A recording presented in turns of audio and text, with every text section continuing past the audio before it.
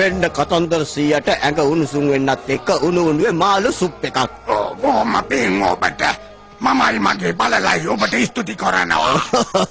විස්මිත කතාවක් කියන්නකෝ ස්තුති කරනවා වෙනුවට. ඕනේ නම් ආගන්නකෝ. මේ කතාවේ විස්මිතභාවයේ වචනෙන් විස්තර කරන්න අමාරුයි. ඒත් මං උත්සාහ කරලා බලන්නම්කෝ. මේක සිද්ධ වුණේ බොහොම කාලයකට ඉස්සර හරියටම අද වගේ උදෑසනක. දැන් ඉවර වෙන්න ළඟයිද හකීම්? ඔයා දන්නවනේ ඉතින් මම වැඩක් කරුවොත් ආය අහන්න දෙයක් නැහැ කියලා. අම්මෝ. පොඩ්ඩක් එමුණට කමක් නෑනේ. ඔයා මගේ යාළුවා වුණාට වැඩිය නාන්නෙත් නෑනේ. මේ ඇහුණද සින්බෑඩ්?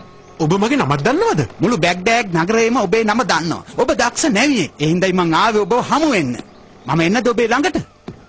මට කියන්න කවුද ඔයා කියලා? මම සලීම් අල් කලීම්. මිල කරන්න බැරි පරණ බඩු එකතු කරන්නේ. මම ඔබට ගෙනාවා බොහොම දුර්ලභ සිතියමක්. මම සෑහෙන ගාණක් ගෙව්වා මේ සිතියමට. මේකේ පෙන්눔 කරනවා නැති වෙච්ච ඇක්වාටිකා නගරේ නිවැරදි පිහිටීම. ඇක්වාටිකා? මේ ජලයට නගරේ ඒක මිත්‍යා කතාවක් නේ. මේ පැරණි සිතියමේ හැටියට ඒක ඇත්තටම මුහුදට තියෙනවා. ඒක කොහොම හරි හොයන්න සින්බෑඩ්. ඒක තියෙන බවට සාක්ෂි ගෙනාවොත් විශාල ධනස්කන්ධයක් වගේම ඔයාට ලොකු ප්‍රසිද්ධියකුත් ලැබෙනවා. ධනයයි ප්‍රසිද්ධියයි හම්බ වෙනවා නම් අපි ඔය වැඩේ බාරගමු සිම්බෑ. හකීම් ධනයටයි ප්‍රසිද්ධියටයි මගේ කිසි කැමැත්තක් නැහැ. හැබැයි ඒක අద్భుත විස්මිත චාරිකාවක් නම් මං ඒකට කැමතියි. ඉතින් මේ විස්මිත චාරිකාව ගැන කිසිම දෙයක් දන්නේ නැතුව මමයි සින්බෑඩ් දෙන්න අල්කලිප්තුන් අර සිටියම බලාගෙන ගමන් ඇරඹුවා. මගේ මීටරේට බොරු කරන්න බෑ. හරියටම අක්ෂාංශ 30යි දේශාංශ 11යි. ඒ කියන්නේ අපි දැන් හරියටම ඉන්නේ කිලාබැස්ස නගරයට උඩින්. හොඳයි බලන්න මෙතන කොච්චර ගැඹුරුද කියලා. කොච්චරද හකීම්? මට පේන විදිහට මේකෙන් පෙන්නන්නේ ගිලාබැස්ස නගරේ හොයාගන්න බෑ කියලානේ. හැබැයි ශබීර් අල් කලීබ් නම් කිව්වේ සිතියම හරියටම හරි කියලා. ජූලි 7යි මගේ ෂඩ් භාග යන්ත්‍රේ වැටුණා. කොරල් පරයක්. ඉක්මන් කරන්න හකීම් නංගුරම දාන්න. සින්බෑඩ් කිමිටිලා ගල්පරේ විපරම් කෙරුවා. ඒකේ අස්සක් මුල්ලක් නෑරම සෝදිසි කරා. නැති වෙච්ච සත්භාගයන්ත්‍රය හොයාගන්න. කුලක් අපි දෙන දෙයක් කාලා වෙන දෙයක් බලාගෙන ඉන්න හොඳ නෑ. මොනවා හරි කරන්න ඕනේ. හදිසියෙම මගේ ඇහැ ගැහුණා කොළල් පරේ පැත්තෙන් එන දිලිසෙන එළියක් වෙතට. ඒක හරිම අමුතු විදිහේ ලෝක බැලලා. ඒක මතක වස්තුවක් හැටියට තියාගන්න හිතාගත්තා. හැබැයි ඒක විතරක් නෙවෙයි මන් දැක්කේ. වැඩකුත් නෑ හකීම්. මට හොයාගන්න බැරි වුණා. හකීම් කොහෙද ඔයා? සිම්බෑඩ් ඔන්න බලාගෙන. හකීම් නැවට යන්න ඉක්මන් කරලා.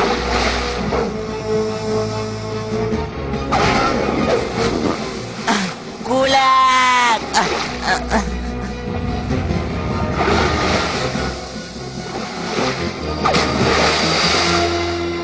මේ යෝධ මුර්ගයාගේ අවධානය කඩන්න ඕනේ.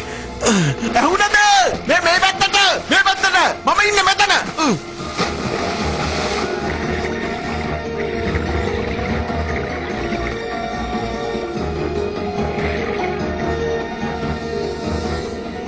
එතකොටම හරම පුදුම දෙයක් සිද්ධ වුණා.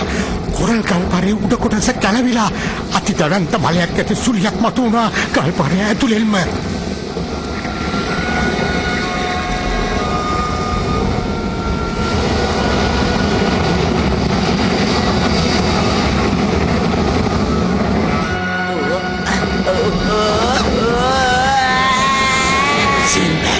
මමයි කුලෙකුයි තුන් දෙනාම අර දියසුලියේ ආවර්තයට අහු වෙලා.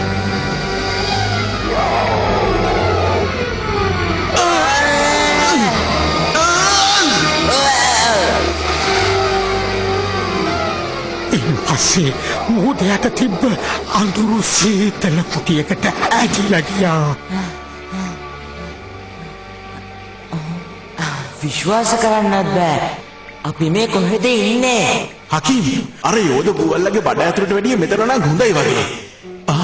මට පේන්නේ හරියට ගැඹුරු නිදක් වගේ. අපි කොහොමද මෙතනින් පිට වෙන්නේ? හිතන්නේ කොලක් ගන්නවා වගේ. එහෙනම් ඉතින් අපි ආපස්සෙන් යමු.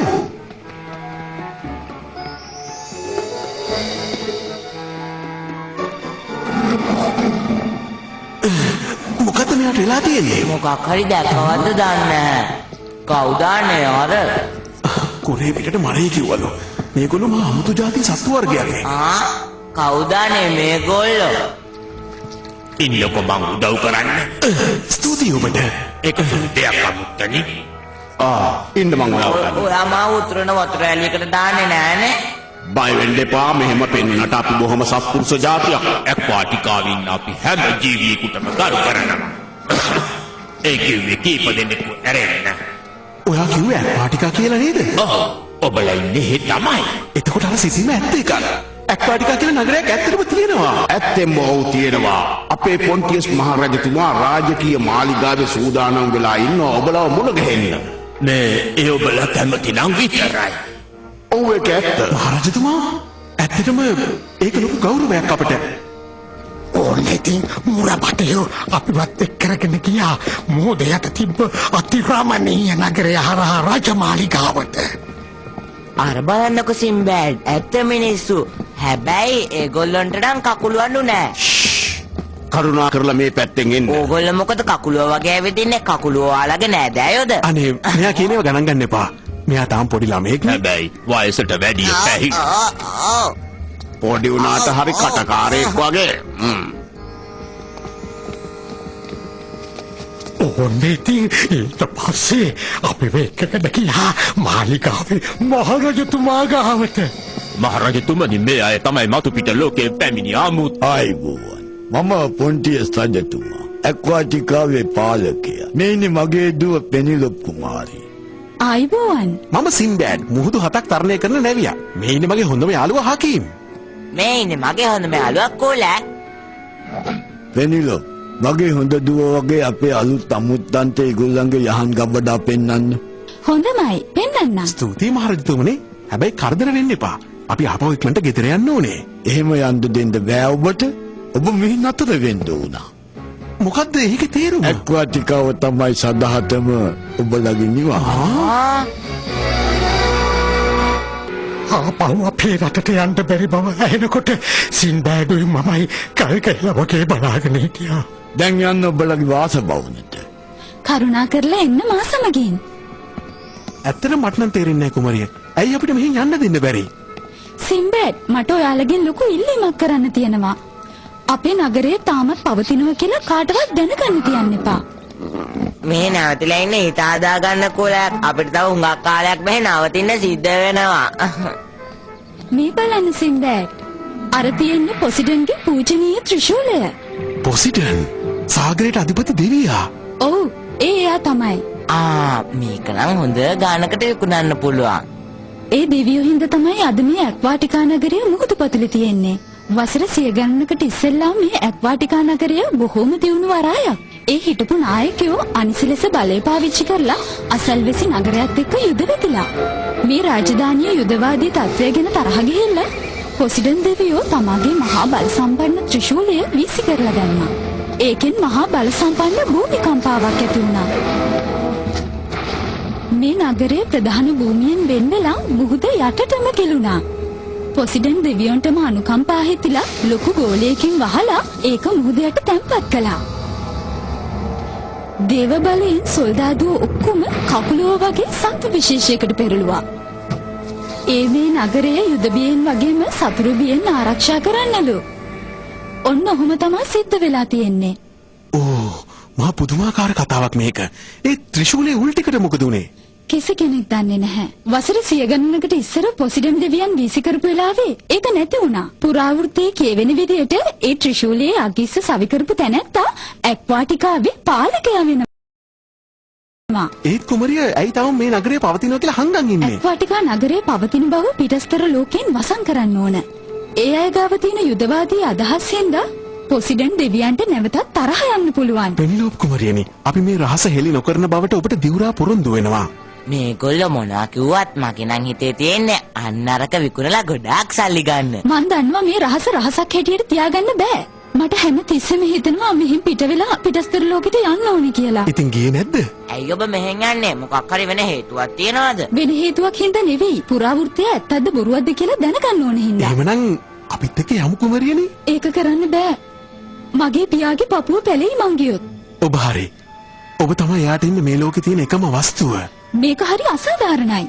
මට මෙහෙන් යන්න බැරි හින්දා ඔබලා මේක හිරකාරය වෙන්න ඕන නැහැ. ඒත් මොකක්ද අපිට තියෙන විකල්පය? මම පැනලා යන්න උදව් කරන්නම්. ඇත්තටමද කිව්වේ? හැබැයි මෙහෙන් පැනලා යන එක ලේසි වෙන්නේ නැහැ. ඔබ උදව් කරනවා නම් අපිත් කැමතියි.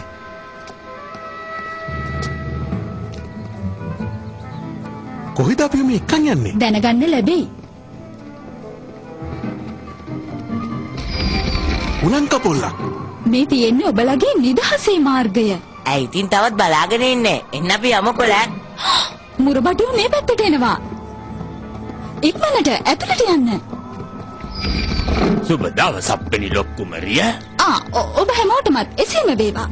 අපේ අමුත්තන්ට ඒගොල්ලන්ගේ යහන් ගබඩා පෙන්නුවා නේද? ඔව් ඒගොල්ලෝ ඔක්කොම බොහොම සුව පහසුවෙන් ඉන්නවා. අපි ගිහලා හොයලා බලන්නම්. අපේ රාජකාරියනේ ඒ අයව බලාගන්න එක. ඔව් ඒත් මම ආපහු එනකොට ඒගොල්ලෝ මේ අර රාජතාන්ත්‍රික ශාලාව බලන්න යන්න ලෑස්ති වුණා. එහෙමයි කුමරියනි. කොහොමද ඔබ මේ උලංකපොල්ල ගැන දැනගත්තේ? මම පොඩි කාලේ මෙතන සෙල්ලමට හැංගෙනවා. එහෙනම් කුමරියනේ පොඩි කාලේ වගේ අපි ආයෙත් හින්දුත් සෙල්ලම කරමුද? මේ උඹට යන්නේ ප්‍රධාන කපොල්ලට. ඒකෙන් උඩින් වැහිලා තියෙන ගෝලයෙන් පිට තියෙන කන්ද පාමුලට ගිය හැකි. කන්ද ඇතුලේ හිස් කුහරයක් තියෙනවා. ඒකෙන් තමයි පිරිසිදු වාතය මෙහාට එන්නේ. ඒත් අපි කොහොමද ආයෙත් උඩට යන්නේ? හකීම් ඔහොම කෑ ගහන්න එපා. මුරකාරයන්ට ඇහි. මේකේ ඇතුලේ ශබ්දය තෝංකාර දෙනවා. සිම්බෑ දරබන්නකෝ ඇස්ද නැත්තම් වෙන මොනවාරිද? ඒ ගෙම්බෝනේ. කුලක් පිස්සරද ඔහොම ඉන්න. ලෑත් වැඩි දක්වන්න එපා. ශරීර සෞඛ්‍යයට හොඳ නෑ. ඒක නෙවෙයි. ඔයාට මොකුත් ඇහුණාද? ඔව් ඇහුණා. මට ඇහුණා නිකන් ලොකු පූසෙක්ගේ හඬක්. ලොකු පූසෙක්.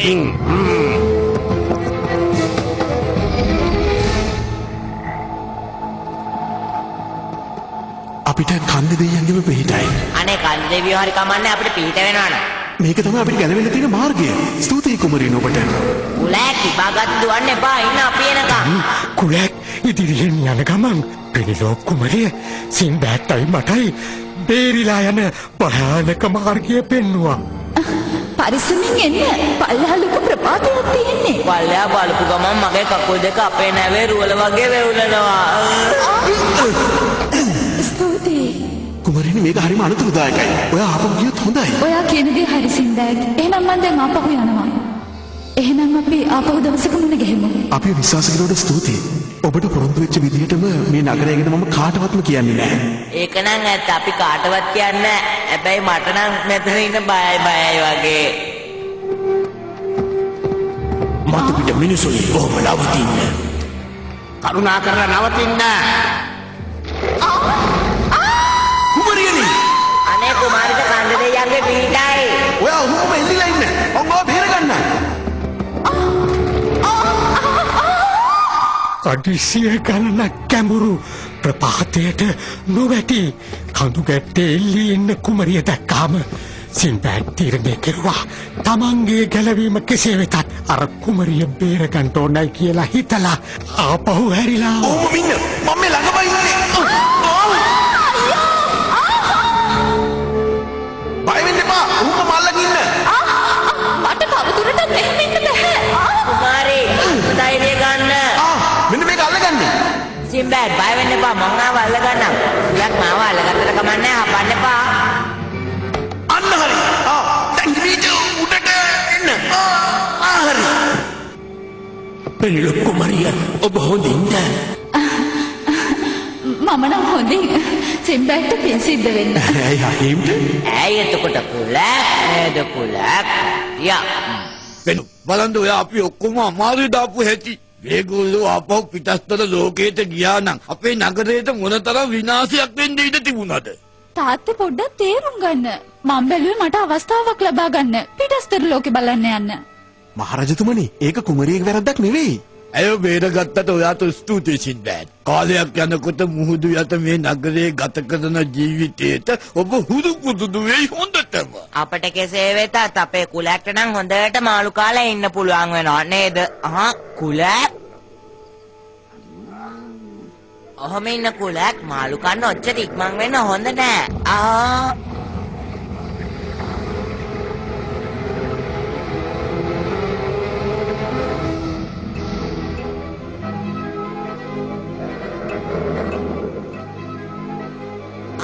සිම්බැඩ් මෙන්න අර අපිට එළියදී හම්බුන පතාක බූවල්ලා. දෙයන්ට මොකු එච්චාවි මේ මොකෙක්ද? බලන්නකො මේ සතාගේ විශාල. මට නම් ඒ දිහා බලාගෙන ඉන්නත් බයයි. දැක්කද ඔයා කරන්න ගිය දේ ප්‍රතිඵල? පොසිඩන් දෙයියෝ ආයිමත් කෝප වෙලා. කුමරිට දොස් නගන්න එපා රජතුමනි. ඔය යෝධ බුවල්ලා මුහුදේ නම අපි පස්සෙන් ආවා. මේ යෝධ බුවල්ලා හොයන්නේ ඔබලව නෙමෙයි අපිවයි.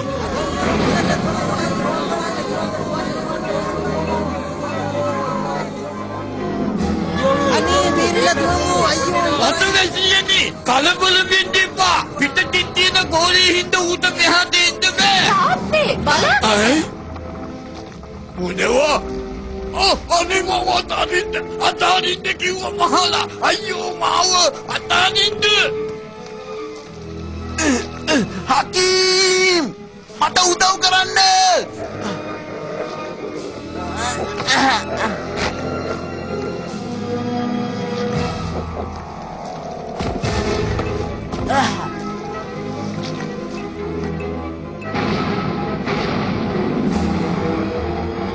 සිම්බැඩ් බලන්න මූදේ වතුර මලක් වෙලා උඩට එනවා. මුරපට ඉනි මොනවාරි කරන්න.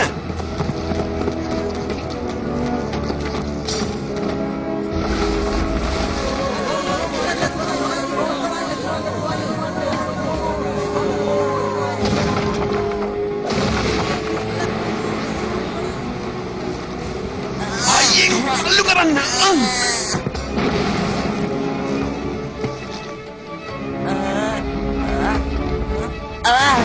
අනු නමෙන් බේරුනේ.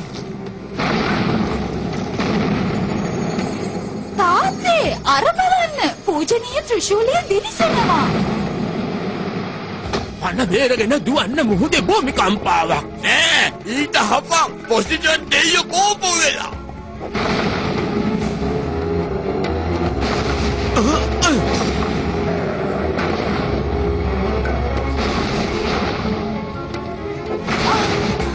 ඔන්න බලාගෙන තාත්තේ.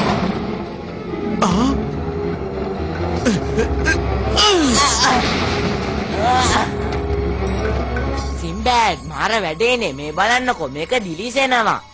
පොසිඩන් දෙයියන්ගේ ත්‍රිශූලේ වගේමයි. එහෙනම් මේ කෑල්ල තමයි මේගොල්ලෝ අවුරුදු 100ක්ම හෙව්වේ.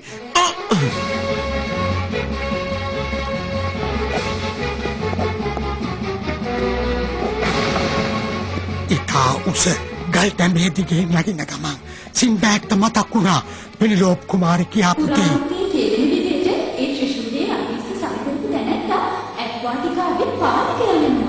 තාත්තේ අර බලන්න සිම්බැඩ්. අනේ දෙයියනේ එයා මොනවද කරන්නේ? අන්න හරි සිම්බැඩ් අරින්න එපා කොහොම හරි ඔක හයි කරන්න.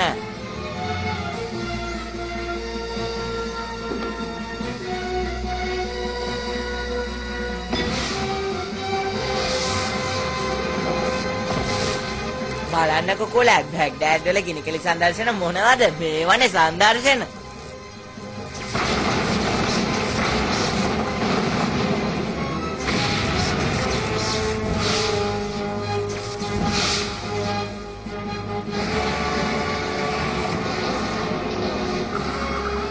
සිම්බැඩ් ඔයා පූජනීය ත්‍රිශූලයේ අග්ගෙස්ස නැවත සවි කරා. ඇක්වාටිකා නගරේ වීරුණා. අර බලන්න තාත්තේ රාජකීය උද්‍යානය.